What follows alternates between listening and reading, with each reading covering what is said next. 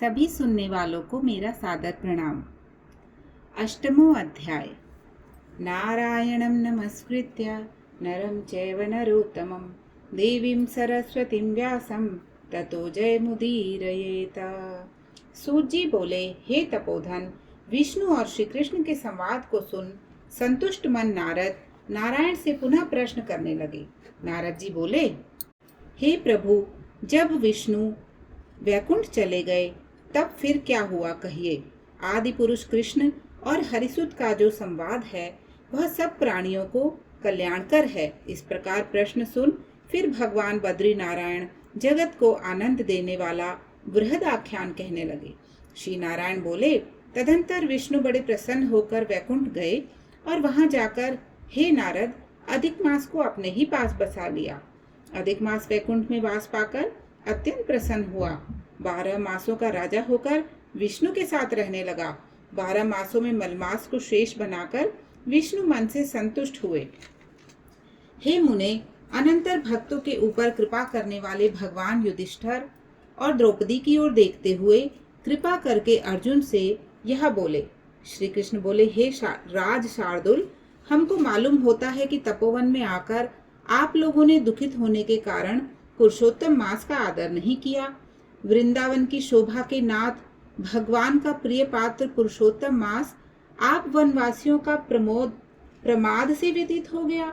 भीष्म, द्रोणाचार्य, कर्ण के भय से संत्रस्त मन आप सब लोगों ने भय और द्वेष से मुक्त होने के कारण प्राप्त पुरुषोत्तम मास का ध्यान नहीं किया। कृष्ण द्वैपायन व्यास देव से प्राप्त विद्या के आराधना में तत्पर रणवीर अर्जुन के इंद्रकील पर्वत पर चले जाने पर उसके वियोग से दुखित आप लोगों ने पुरुषोत्तम मास को नहीं जाना। अब यदि आप यह पूछें कि हम क्या करें, तो मैं यही कहूंगा कि भाग्य का अवलंबन करो। पुरुषों का जैसा अदृष्ट होता है वैसा ही सदा भासता है। भाग्य के उत्पन्न जो फल है वह अवश्य ही भोगना पड़ता है। सुख दुख भय कुशलता इत्यादि भाग्य अनुसार ही मनुष्य को प्राप्त होते हैं। अतः अदृष्ट पर विश्वास रखने वाले आप लोगों को अदृष्ट ही पर निर्भर रहना चाहिए। अब इसके बाद आप लोगों के दुख का दूसरा कारण और बड़ा आश्चर्यजनक इतिहास के सहित कहते हैं। हे महाराज, हमारे मुख से कहा हुआ सुनो। श्री कृष्ण बोले, यह भाग्यशालिनी द्रौपदी पूर्व जन्म में बड़ी सुंदर मेधावी ऋषि के घर में उत्पन्न हुई थी। समय व्यतीत होने पर जब 10 वर्ष की हुई तब क्रम से रूप और लावण्य से युक्त अति सुंदरी और सुंदर नेत्र से शोभायमान थी। चातुर्य गुण से युक्त वह अपने पिता की एकमात्र इकलौती कन्या थी। अतः चतुरा गुणवती सुंदरी यह पिता की बड़ी लाडली थी। मेधावी ने सदा लड़के की तरह ही इसे माना, कभी भी अनादर नहीं किया।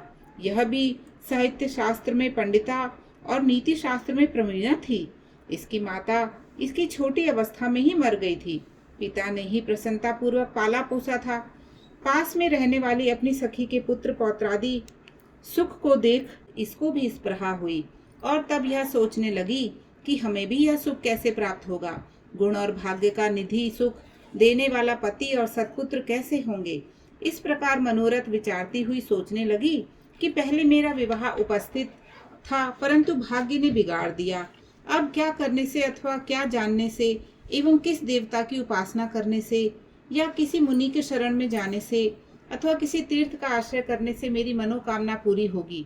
मेरा भाग्य कैसा सो गया है कि कोई भी पति मुझे वरण नहीं करता। पंडित भी मेरा पिता मेरे ही दुर्भाग्य से मूर्ख हो गया है। बड़ा आश्चर्य है, विवाह का समय उपस्थित होने पर भी मेरे समान वर को पिता ने नहीं दिया। मैं अपनी सहेलियों के बीच में प्रमुख हूँ, परंतु कुमारी होने के कारण पति दुख से पीड़ित हूँ। जैसे मेरी सखियां पति सुख को भोगने वाली हैं, वैसे मैं नहीं हूँ। मेरी भाग्यवती माता क्यों पहले मर गई। इस प्रकार चिंता से व्याकुल कन्या मनोरथ रूप समुद्र के मोह रूप जल में निमग्न हो शोक मोह रूप लहरों से पीड़ित हो गई। इसके पिता मेधावी ऋषि भी कन्यादान के लिए कन्या के समान वर ढूंढने के हेतु देश विदेश भ्रमण करने के लिए निकले, परंतु कन्या के अनुरूप वर न मिलने से अपने मनोरथ में निराश हुए। कन्या के और अपने भाग्य से कन्यादान रूप संकल्प के पूर्ण न होने से दैव योग के कारण बड़ा भारी दारुण ज्वर उन्हें आ गया। ज्वर आने से समस्त अंग टूट टूट कर अलग हो जाएंगे और ज्वर की ज्वाला से व्याकुल हुए श्वासोच्छ्वास लेते महादारुण मूर्छा से मदिरा पान के उन्मत्त की तरह पैर लड़खड़ाते गिरते पड़ते किसी तरह घर में आए और आते ही पृथ्वी पर गिर पड़े। भय से विभल कन्या जब तक पिता को देखने आवे तब तक कन्या को स्मरण करके मेधावी मुनि मरणासन हो गए। भाग्य के फलस्वरूप बल से एकाएक कांपने लगे और कन्यादान प्रसंग से उठा हुआ जो महोत्सव था वह जाता रहा। तदंतर पहले किए हुए गृहस्थ आश्रम धर्म के परिश्रम के प्रभाव से संसार वासना को त्याग कर भगवान में चित्त लगाते भये। उस मुमर्षु मेधावी ऋषि ने शीघ्र ही नील कमल के समान श्याम त्रिविली से सुंदर आकृति वाले श्री पुरुषोत्तम हरि का स्मरण किया। हे रास के स्वामी, हे राधा रमण, हे प्रचंड भुजदंड से दूर से ही देवताओं के शत्रु दैत्य को मारने वाले, हे अति उग्र दावानल को पार कर जाने वाले, हे कुमारी गोपिकाओं के उतारे हुए वस्त्रों को हरण करने वाले, हे कृष्ण, हे गोविंद, हे हरे, हे मुरारी, हे राधेश, हे दामोदर, हे दीनानाथ, मुझ संसार में निमग्न की रक्षा कीजिए। इंद्रियों के ईश्वर आपको प्रणाम है। इस प्रकार मेधावी के वचनों को दूर से ही सुनकर श्री भगवान के दूत चटपट मुकुंद लोक से आते हुए उस मरे हुए मुनि को हाथ से पकड़कर ईश्वर के चरण कमलों में ले आए। इस प्रकार अपने पिता के प्राणों को निकलते देख वह कन्या हाहाकार करके रोने लगी और पिता के शरीर को अपने गोद में रखकर अति दुख से विलाप करने लगी। चील पक्षी की तरह बहुत देर तक विलाप करके अत्यंत दुख से विभल हुई और पिता को जीवित की तरह समझकर बोली। बाला बोली, हाय हाय हे पिता, हे कृपा सिंधु, हे अपनी कन्या को सुख देने वाले, मुझे आज किसके पास छोड़कर आप वैकुंठ सिधारे हैं। हे तात, पितृहीन मेरी कौन रक्षा करेगा। आज मेरे भाई बंधु माता आदि कोई नहीं है।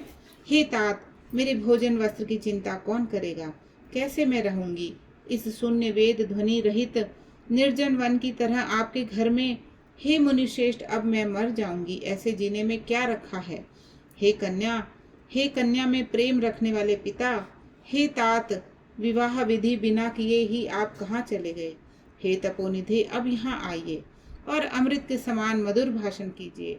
क्यों आप चुपचाप हो गए। हे तात, बहुत देर से आप सोए हुए हैं, अब जागिए। ऐसा कहकर आंसू बहाती हुई घड़ी घड़ी कन्या विलाप करने लगी और पिता के मरने से दुखित हुई आर्ता चील पक्षी की तरह मुक्त कंठ से रोने लगी। उस लड़की का रोदन सुन उस वन में रहने वाले ब्राह्मण आपस में कहने लगे कि इस तपोवन में अत्यंत करुण शब्द से कौन रो रहा है। ऐसा कहकर सब तपस्वी चुप होकर यह मेधावी ऋषि की कन्या का शब्द है ऐसा निश्चय कर घड़बड़ाए हुए हाहाकार करते मेधावी के घर में आए और वहां आकर सबने कन्या के गोद में मरे हुए मेधावी ऋषि को देखा और देखकर उस वन के रहने वाले सब मुनि भी रोने लगे और कन्या की गोद से शव को लेकर शिव मंदिर के पास शमशान पर गए। वहां काष्ठ की चिता लगाकर विधि से अंत्येष्टि कर्म करके उनका दाह किया। दाह के अनंतर कन्या को समझाकर सब ऋषि अपने अपने आश्रम गए। इधर कन्या भी धैर्य धारण कर यथाशक्ति क्रिया के लिए द्रव्य खर्च करती हुई इस प्रकार पिता की मरण क्रिया को करके कन्या इसी तपोवन में निवास करने लगी और पिता के मरण रूप दुख आग्नि से जली हुई रंभा की तरह व्यथित होती हुई एवं बछड़े के मर जाने से जैसे गौ चिल्लाती है और खाती नहीं दुर्बल होती है, वैसे यह बाला भी दुखित हुई। इति श्री बृहदनारदीय पुराणे पुरुषोत्तम मासे महात्म्ये अष्टमोऽध्याय समाप्त। जय जय नारायण नारायण हरि हरि, स्वामी नारायण नारायण हरि हरि, जय जय नारायण नारायण हरि हरि। बोले श्री नारायण भगवान की जय।